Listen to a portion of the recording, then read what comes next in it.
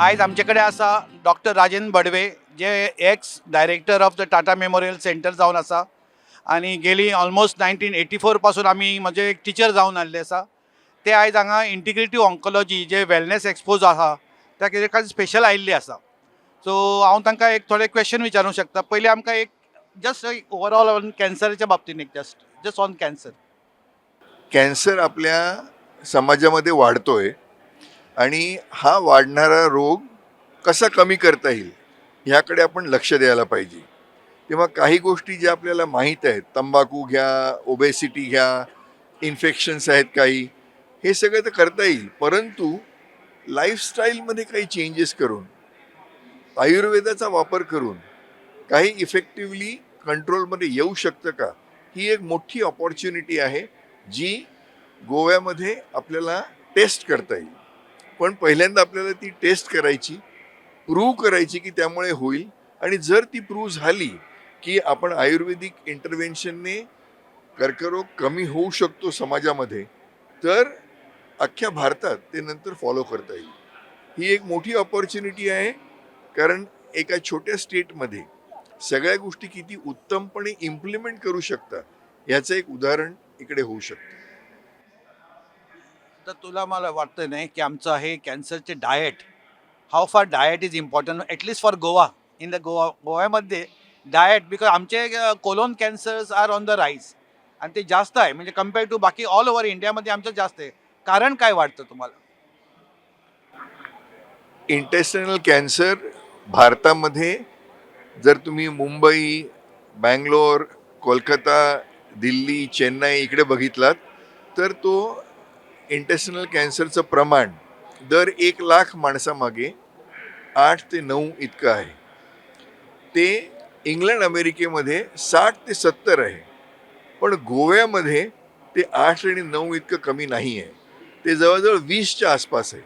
म्हणजे बाकीच्या आपल्या उरलेल्या भारतापेक्षा ते थोडंसं जास्त आहे.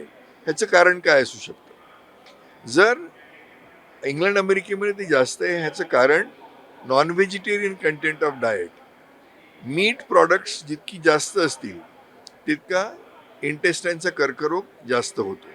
तेव्हा हे प्रिव्हेंटेबल आहे.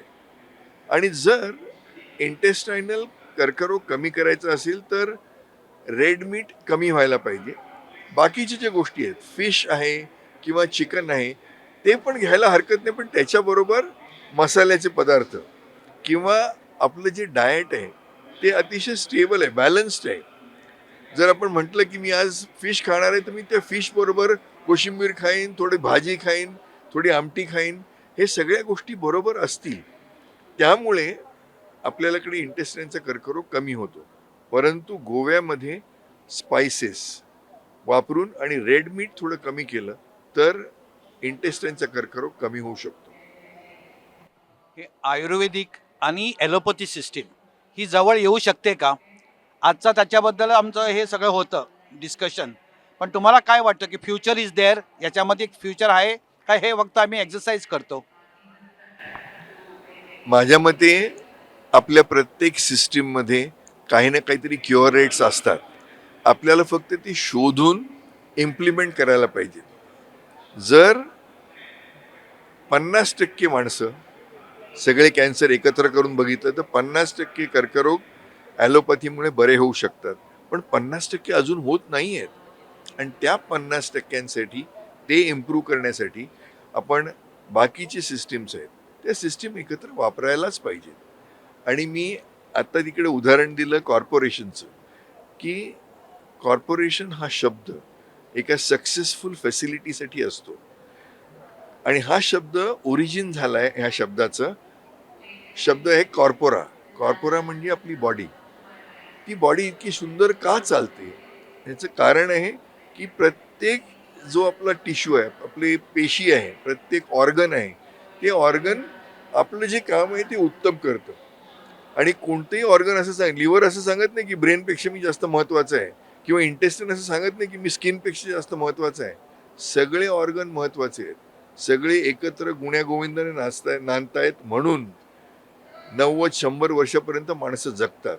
आणि ते जगणं ठेवायचं असेल तर आपल्याला एकत्र यायला पाहिजे. आणि त्या एकत्र येण्यामध्ये कोणीही सुपिरियर नाही, कोणी इन्फिरियर नाही. सगळे इक्वल पार्टनर्स म्हणून येतात आणि ते प्रिन्सिपल आपण इंटिग्रेशनमध्ये वापरायला पाहिजे.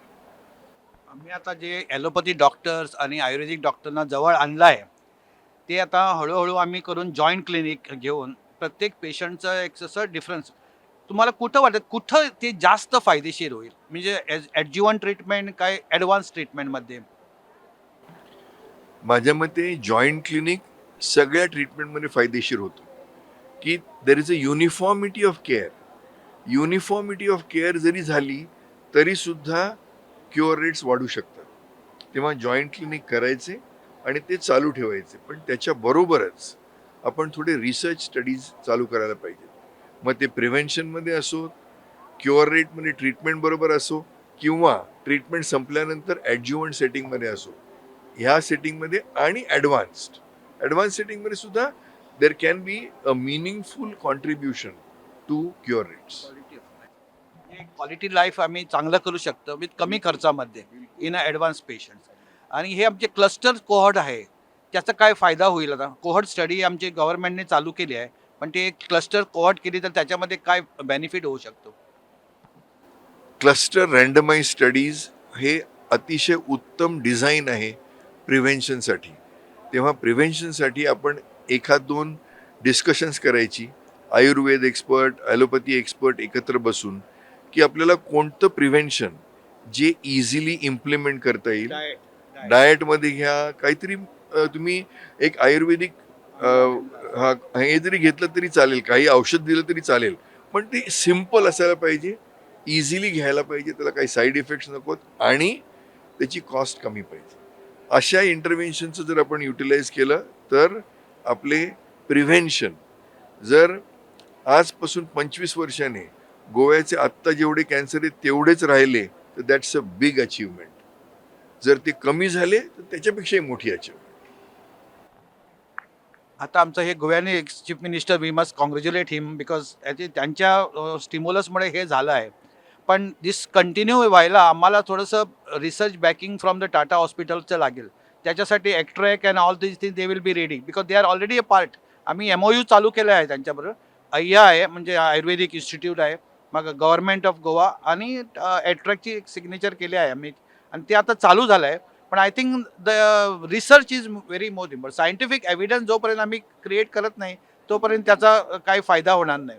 I am really thankful to doctor Badve for come and he has really sent a very good message across that cancer can be controlled very well with all the systems coming together. Thank you very much.